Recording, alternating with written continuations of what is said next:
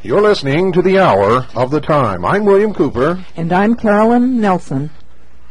Tonight we're going to get further into the expose of the root of racial tension in this country and elsewhere in the world, how they keep us divided and conquered, and what it really stems from. And most of you who believe in this Aryan master race crap, and most of you who call yourselves identity Christians, I don't care if you worship in that church, I don't care if you believe that. The only people I care about are people who are racist, who want to kill other people who don't look like them, or hurt other people who don't look like them, or get rid of them or something. Those people I will oppose forever.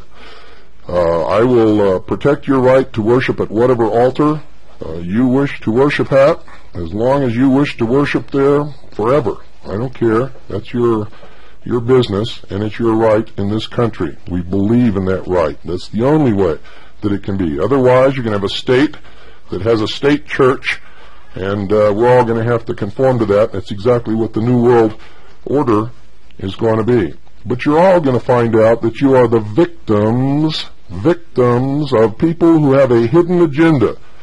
And most of your preachers and ministers who are teaching you this crap and feeding it to you are members of these secret societies, and they are promoting Zionism. Zionism. For behind Zionism is not Jewish. Folks, it's not the Jewish people. They're being used. They're going to be sorry that they're allowing themselves to be used. For behind the Zionist movement are the British Israelis. The people who believe that they are the master race, that they are the lost 13th tribe of Israel, that they are the people who are going to inherit the world, and the rest of us are going to be their slaves. And if you don't believe that, you just listen. Don't go away. I'll be right back. And ladies and gentlemen, if you'll check your history, you'll find in the accounts left by the Romans as they sent their legions up into Europe to conquer the Celts, the Picts, the Gauls, and the Germanic tribes, they describe very clearly what they found there. And what they found, ladies and gentlemen, was nothing that even remotely could ever be misinterpreted as any remnant of any of the tribes of Israel. It is clear what they found were primitive tribesmen. Some of them were gentle and not warlike and were easily conquered by the Romans. They had no root of Hebrew in their language. Period. None of them anywhere. Most of them, however, were fierce tribesmen, many of whom went into battle naked, covered with mud, screaming like banshees, and had no mercy for anything. Their women would come along behind them and pick whatever was worth anything off the bodies of the dead. And there are accounts that they would even eat parts of the bodies of their slain enemies. The Germanic tribes were so fierce and so primitive and so pagan that the Roman legions were constantly on battle at that frontier and never did completely conquer the Germanic tribes. The Celts, what were known as the Gauls, what were known as the Picts, most of them were conquered by the Romans. Some of them were incorporated into the Roman Empire and paid taxes to the Romans. All of this is on record. Of course, the Romans brought their religion into those regions, and coupled with the pagan religions of those peoples, new legends and new myths, new metaphors began to evolve. And eventually, as the Roman Empire became the Catholic Church and the Roman Emperor became the Pope, the Catholic religion was introduced and mixed with many of these legends and fables and metaphors. And in many of these places, strange tales and legends grew up as they struggled to interpret the new religion from the new Bible. They began to create legends, stories that never happened and were never recorded before that time in their history, nor in the history of the Romans in their interaction with them.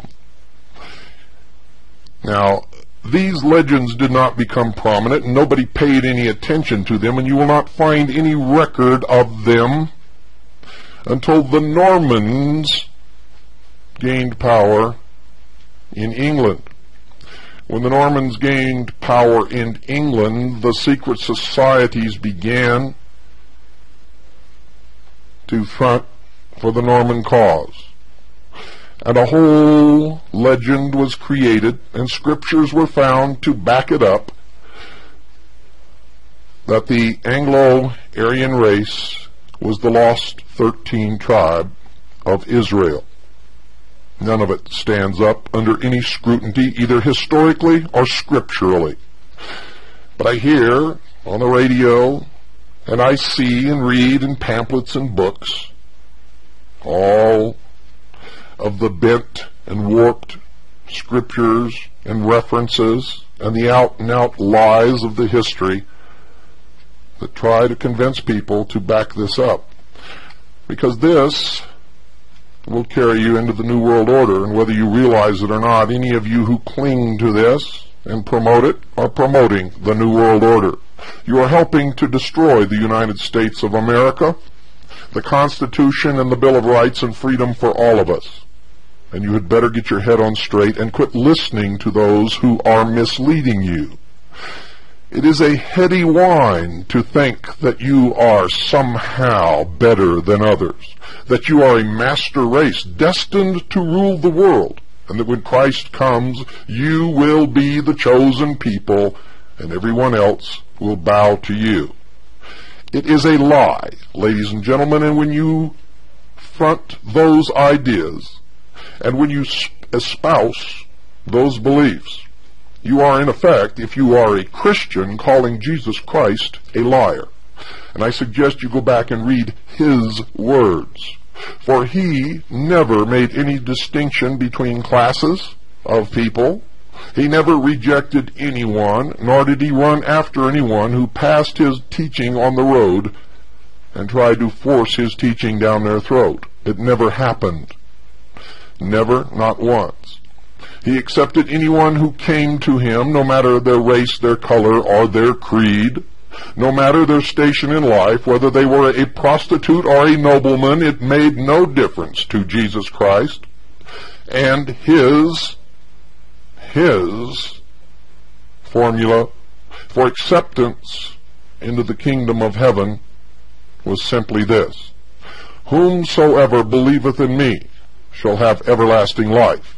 He did not say, whomsoever is a British Israelite shall have everlasting life. He did not say, whomsoever is black shall have everlasting life. He did not say, whomsoever is a Jew shall have everlasting life. He did not say, whomsoever is an Anglo-Aryan shall have everlasting life. And you had better understand that those who are manipulating you and teaching you these lies are heading you for a fall. For there is no master race, never was, and never will be. Of course, if you're not a Christian, then this doesn't make much difference to you. But it is a manipulation. It comes out of the heart of the mysteries that came from ancient Babylon and were twisted on the continent and in England to promote a hidden agenda. And I quote, ladies and gentlemen, from the book entitled The Teachings of the Masters, written by Reverend Dr. R. Swinburne Clymer, who was the Director General of the Church of Illumination, the Supreme Grand Master of the International Confederation of Initiates of the OTO, of the Golden Dawn, of Freemasonry, of the Knights of Malta and the Knights Templar, the Supreme Grand Master of the merged occult fraternities comprising the Priesthood of Ith, the Rosacrucian Order, the Secret Schools, the Hermetic Brotherhood, Fraternitas Rosacruces, the Temple of the Rosy Cross, the Order of the Magi, Sons of Isis and Osiris, Illuminati Americani, which translated means the American Illuminati. And this book was published by the Philosophical Publishing Company of Beverly Hall, Quakertown, Pennsylvania in 1952. The source of this information is from the 68th Convocation of the Rose Cross Order, to which all of the high-ranking members of the various orders and fraternities of what is known by the Brotherhood as the Illuminati or the Brotherhood of Man, internationally as the International, in 1916 at Beverly Hall. And I quote verbatim, and you had better listen because this is the source of your teachings. And it will be the hard core of the New World religion. It is already pervasive in the New Age movement, and it is very easily checked. I quote, "The source of the mystical teachings of the New Testament could offer no other interpretation of the symbolism of the young republic than the ancient pyramid, its copestone and glory, significant of the descent of the New Jerusalem for the one side, and the eagle and the ever-repeating 13 of Manasseh, 13th, or lost, torn away tribe of Israel, and the son of Joseph, the Britons, who was separated from his brethren in Egypt in the parting asunder of northern Israel from southern Judah." Now, historically, Judah was never a part of Israel, and that's why they say here, northern Israel from southern Judah, because Judah was never a part of Israel. And if they made it sound as if Judah, a part of Israel, separated itself from the whole, then they could be found historically incorrect, so they tell the truth.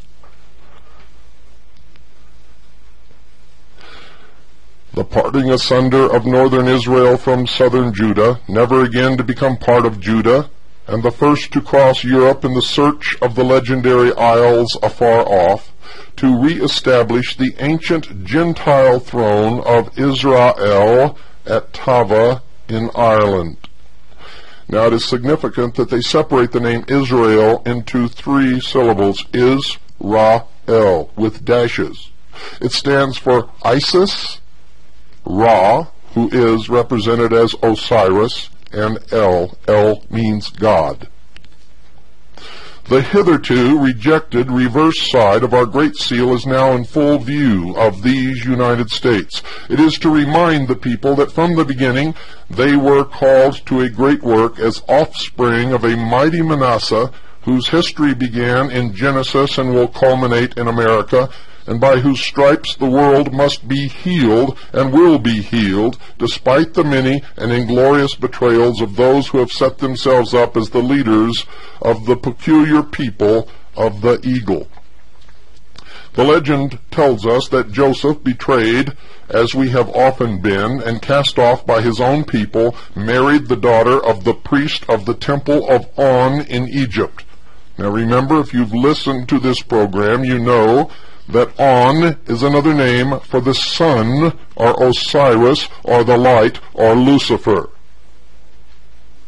They're saying that Joseph, as the legend tells, and it is a legend, it is not historical fact, never was and never can be, for it is a lie.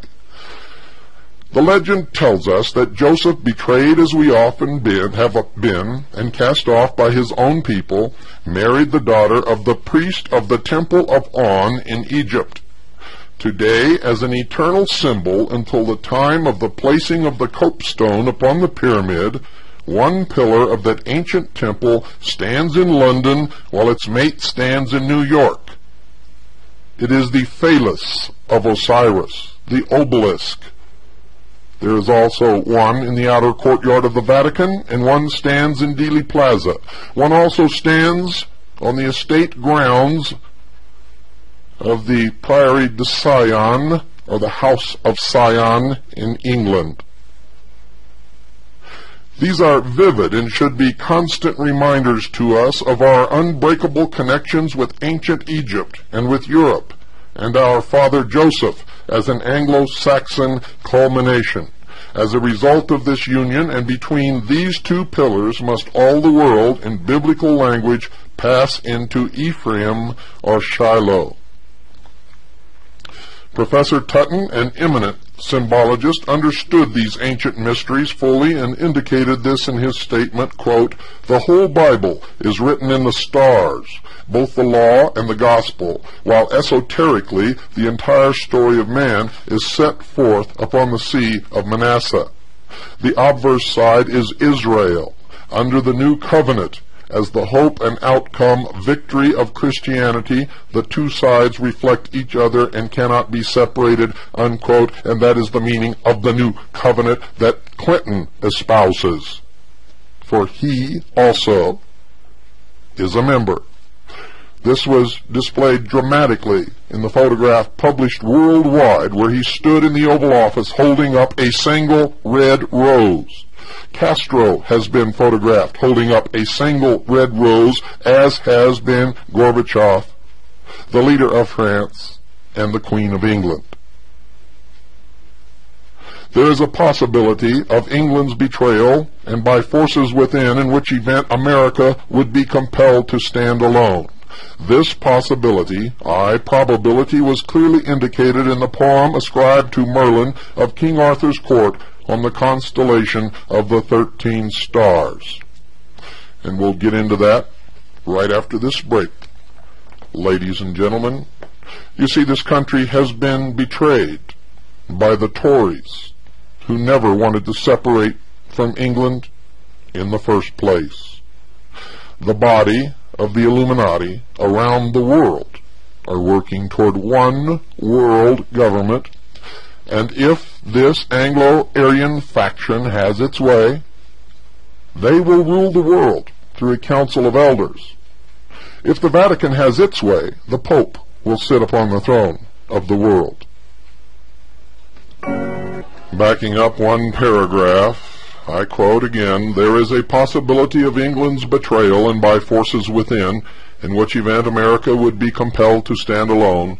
This possibility, probability, was clearly indicated in the poem ascribed to Merlin of King Arthur's court on the constellation of the 13 stars. Here they attribute truth to legend. Supposedly, Merlin said, quote, "When the cock shall woo the dove, mother and child shall cease to love. When the cock shall guard the eagle's nest, the stars shall rise in the west. Then 7 and 6 shall make but one, the lion's might shall be undone." Here they attribute to a mythical figure, Merlin, a prophecy which they say is being fulfilled in the world. Quote, "When the cock," or France, "shall woo the dove," which they say is America, "mother and child shall cease to love. In other words, rebellion of her colonies against England. When the cock France shall guard, in other words, France's aid to the eagle's nest, which is the United States or America, the stars, which they say are our constellation of 13, shall rise in the west. Then 7 and 6 shall make but one, e pluribus unum, is their interpretation, and the lion's might shall be undone. This prophecy has been rapidly coming to pass since the Second World War. The English, the Anglo-Saxons, have permitted enemies within her borders, many of her own race, to gain control of her finances and institutions and replace what might be correctly termed Druidic Christianity, and that's exactly what it is. It is a perversion of true Christianity. In fact, when you hear what it really consists of, you will discover, ladies and gentlemen, that it is not Christianity at all, but the remnant of the old pagan Druidic and Germanic and Gaul Pict religion, mixed with a little mixture of Christianity, using this lie, this legend of Joseph, to make them in to a master race.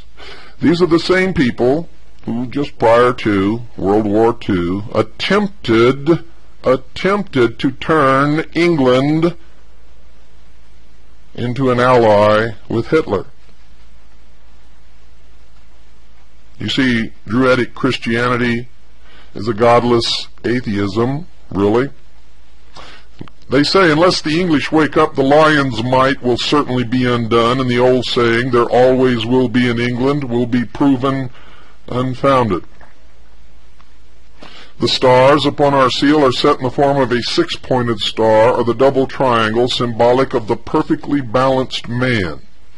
After the downfall of Egypt, this was called Solomon's seal, and that is a lie. It was never called Solomon's seal until it was adopted by the Jewish people as their symbol sometime in the 16th century, ladies and gentlemen.